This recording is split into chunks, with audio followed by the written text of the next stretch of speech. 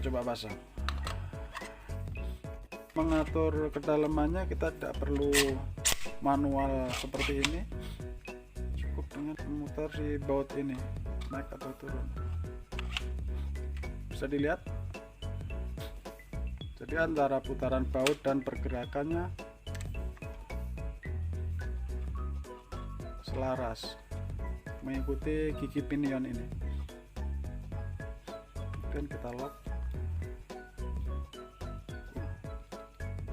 sangat kencang, jadi tidak perlu openg lagi. Di sini kita untuk mengencangkan dan sepertinya lebih kuat, tidak rentan pecah. Coba kita bandingkan dengan gelas trimmer saya sebelumnya. Nah, kalau yang ini masih menggunakan baut,